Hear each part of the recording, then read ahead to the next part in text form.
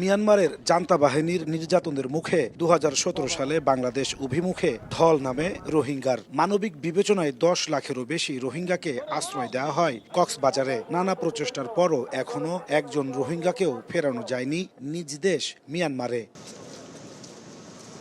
8 বছরে এই প্রথম বড় পরিসরে রোহিঙ্গাদের নিয়ে আন্তর্জাতিক সংলাপের আয়োজন। কক্সবাজারে 3 দিনব্যাপী আয়োজনে অংশ নেন 40টি দেশের প্রতিনিধি, জাতিসংঘ সহ সব অংশীজন। আমন্ত্রণ জানানো হয় সকল রাজনৈতিক দলের নেতাদেরও। দ্বিতীয় দিনে সম্মেলনে যোগ দেন প্রধান উপদেষ্টা ডক্টর মোহাম্মদ ইউনূস। প্রধান অতিথির বক্তব্যে তিনি বলেন, সম্পদ ও সামর্থ্যের সীমাবদ্ধতা সত্ত্বেও রোহিঙ্গাদের জীবন বাঁচাতে মানবিক কারণে সীমান্ত খুলে দিয়েছিল বাংলাদেশ। রোহিঙ্গাদের জাতিগত নির্মূলের ভয়াবহ পরিকল্পনা বাস্তবায়ন থেকে সশস্ত্র ঘাতকদের থামানো বিশ্ব সম্প্রদায়ের নৈতিক দায়িত্ব বলেও মন্তব্য করেন তিনি।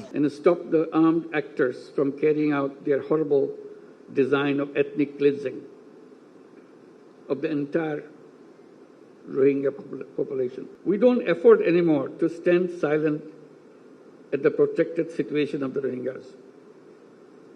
Hence, we urge upon the international community to undertake collective efforts to stop the Myanmar junta and the Arakan army from unleashing violence against Rohingya. Effective role of the international community is much more needed than ever before. Rohingya সংকট মিয়ানমারের সৃষ্টি সমাধানও সেখানে করতে হবে বলে জানান প্রধান উপদেষ্টা। রোহিঙ্গাদের মর্যাদাপূর্ণ প্রত্যাবাসনে অবদান রাখার সংকল্প ঘোষণা করে ন্যায় বিচার এবং জবাবদিহিতা নিশ্চিতে 7 দফা প্রস্তাব দেন doctor Yunus. Rohingya crisis emanated from Myanmar, and the solution also lies in Myanmar. All parties must act to end the crisis with greater resolve without any further delay. ফেব্রুয়ারির প্রথমার্ধে ভোটের মাধ্যমে অন্তর্বর্তী সরকার নির্বাচিত সরকারের কাছে ক্ষমতা হস্তান্তর করবে বলেও জানান প্রধান উপদেষ্টা।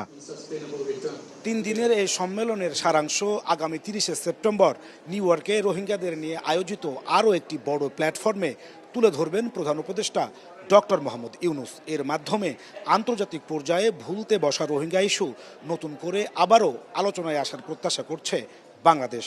একই সঙ্গে সেখান থেকে নতুন কোনো পথের দিশাও আসতে পারে, যার মাধ্যমে মিয়ানমারের রোহিঙ্গাদের টেকসই প্রত্যাবাসন সম্ভব হবে। নাজমুস সালেহী, সময় সংবাদ, কক্সবাজার।